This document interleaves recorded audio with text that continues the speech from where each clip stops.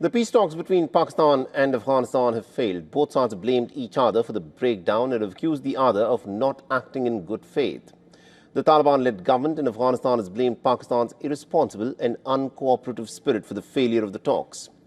The government spokesperson Zabiullah Mujahid said that Pakistan was not willing to accept any responsibility of either Afghanistan's or its own security during the talks and attempted to shift all responsibility for its security to the Afghan government. He, however, added that the ceasefire with Pakistan will still hold.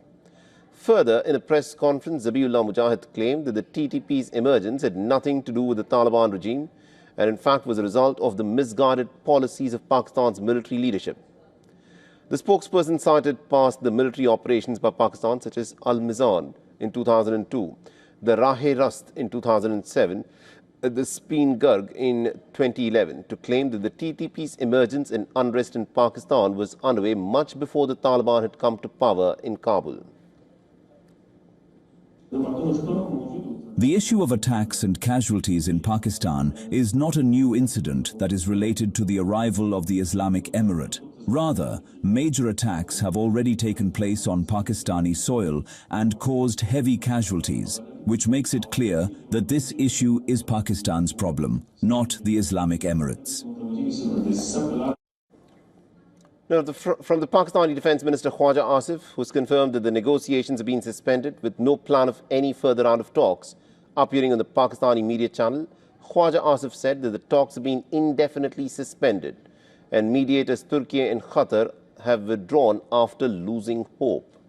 Khwaja Asif also said that the Afghan delegation was not ready to sign a written agreement, adding that Pakistan will accept only a formal written accord. He said that the ceasefire will remain in place only as long as no attacks are launched from the Afghan territory.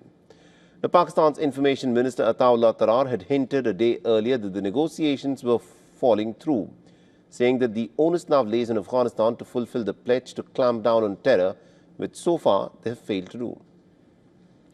Now, both sides had kicked off the third round of talks in Istanbul on Thursday in an effort to ease the escalating tensions following last month's deadly border clashes. The Istanbul meeting followed the earlier 5-day talks that resulted in a last-minute interim agreement. Now, earlier, the Afghan delegation had presented its demands to the Pakistani side, and according to the Afghanistan-based Tolo News, the Afghan delegation told the mediators that Pakistani territory and airspace should not be used by a third country or by the ISIS against Afghanistan, but Pakistan had reportedly rejected this proposal.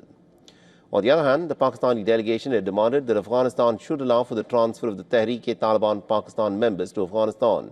However, Kabul has maintained that it has nothing to do with them. The tensions between the neighbors continue to simmer. A United Nations report has said that arrests and detentions of Afghan nationals in Pakistan have now surged by 146% last week.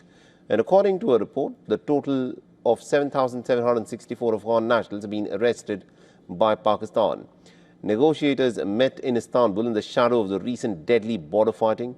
Afghanistan has said that the Pakistani forces opened fire in its city of Spin Boldak and then targeted the civilian areas, leading to at least about 5 casualties. Pakistan has denied these allegations and has blamed Afghanistan for initiating fire along the border.